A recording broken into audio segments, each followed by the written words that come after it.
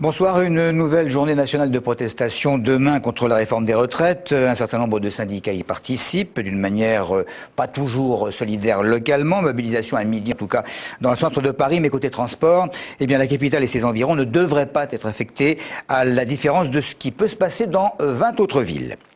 Ça y est, c'est officiellement parti pour la campagne officielle de la municipale de Corbeil.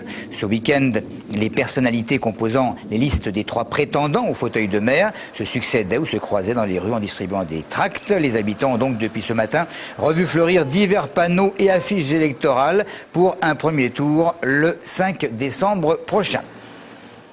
Il va tenter de s'imposer comme une alternative à droite de l'échiquier politique. Je veux parler de Nicolas Dupont-Aignan. Il n'avait manqué en 2007 qu'une cinquantaine de signatures pour se présenter à la présidentielle. Le député maire de hier et pour l'occasion président de Debout la République se relance donc dans la course.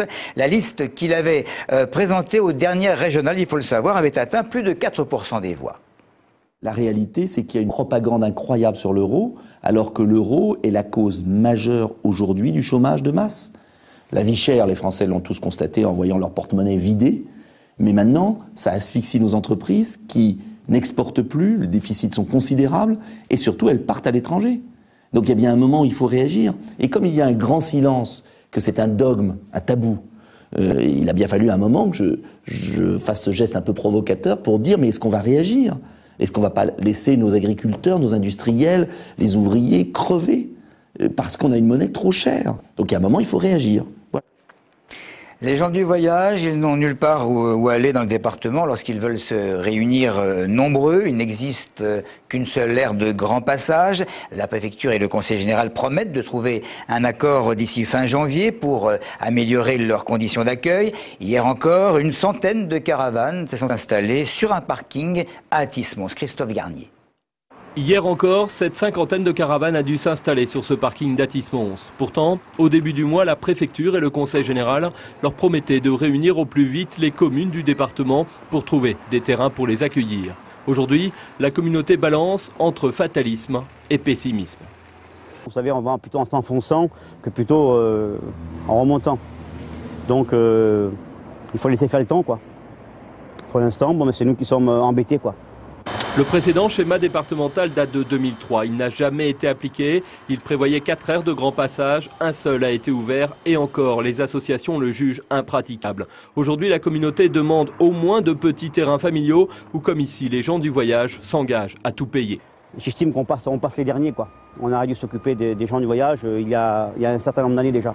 Parce que vous savez, nous, en tant que gens du voyage, on ne vit pas d'amour et d'eau fraîche. Moi, je suis artisan, je paye mes impôts, je déclare, je fais tout ce que je veux. Les gens, on a une mauvaise image.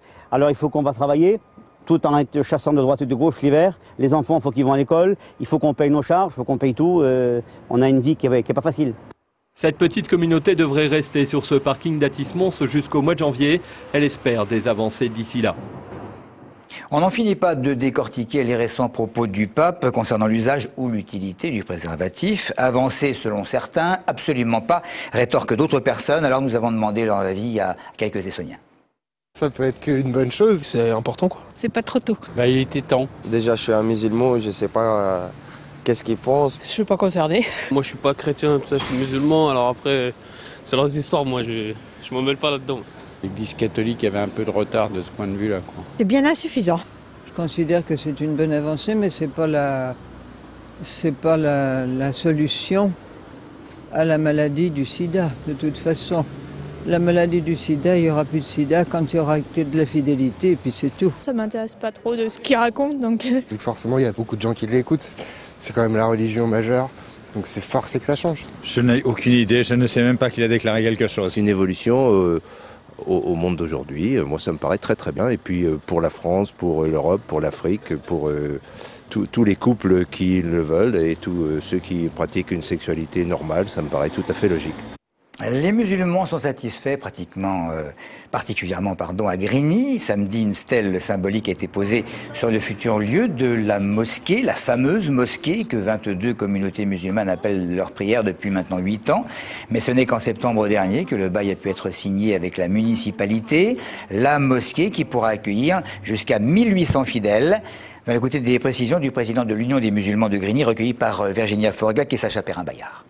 C'est très important cette pierre parce qu'elle était posée en présence de beaucoup de monde, musulmans, non musulmans, toutes les origines et toutes les couleurs confondues, parce que tout le monde s'est senti un petit peu concerné par cette mosquée, vu que depuis le départ, nous avions toujours milité pour que ce soit la mosquée pour tous les habitants de la ville, pas seulement pour les musulmans. Aujourd'hui, nous avons 915 000 euros.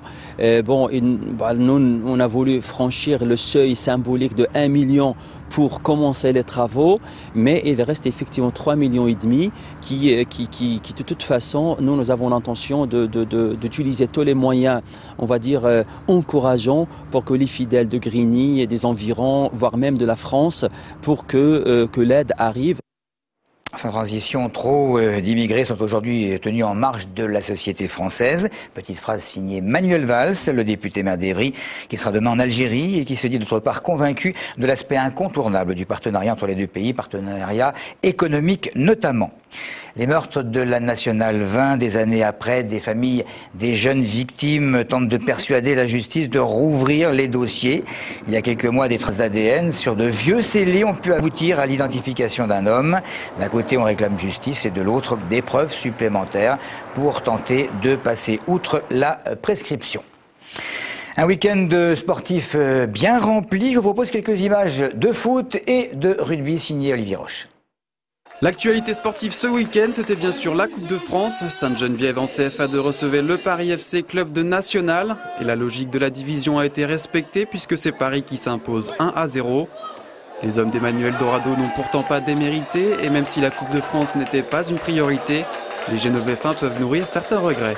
Après avoir fourni autant d'efforts et essayer de procurer les occasions les plus importantes au niveau du match, je pense qu'on peut être déçu, même si on sait qu'on ne gagnerait pas la Coupe de France. Mais on a manqué un petit peu en premier mi-temps d'allant vers l'avant. En deuxième mi-temps, on s'est lâché un petit peu plus, on les a bousculés. On a pris un but sur un coup de pied arrêté, donc c'est un petit peu dommage. Et puis sachez que Bruno Martini, l'ancien gardien des tricolores de l'équipe de France de foot, a inauguré le nouveau terrain synthétique de la ville d'Orsay. Plus facile d'entretien, plus confortable pour les joueurs. Il a également, paraît-il, un impact écologique. La fédération a soutenu le projet à hauteur de 10%. D'autres villes, Palaiseau et les Ulysses, devraient également faire ce genre d'acquisition. Clara Choran et Florian Martin ont rencontré le responsable sportif de la municipalité d'Orsay. Le terrain synthétique que vous avez actuellement a été en remplacement d'un terrain stabilisé qui était en très mauvais état. Alors un terrain synthétique, l'avantage c'est que nous pouvons jouer tout le long de l'année dessus. Au niveau entretien, c'est une diminution de presque 80% des frais, que ce soit au niveau de l'arrosage. Le jeu est un peu accéléré sur un terrain synthétique. En plus de ça, c'est très souple. Et au niveau du physique, il souffre moins que s'il jouait sur des terrains boueux, engazonnés et boueux. Au niveau écologie, donc, nous avons la chance d'avoir un terrain qui ne sera pas arrosé. Nous avons prévu la récupération des eaux de pluie du terrain qui va alimenter une cuve de 60 mètres cubes qui va nous servir après à arroser les espaces verts de la ville, nettoyage de rues. Enfin, sachez que la rencontre en football de Coupe de France entre Tourcoing et Viry-Châtillon s'est assez mal passée. Elle s'est même clôturée à la 30e minute pour cause de bagarre et d'envahissement du terrain. Voilà pour l'essentiel de l'actualité. Merci de nous avoir suivis.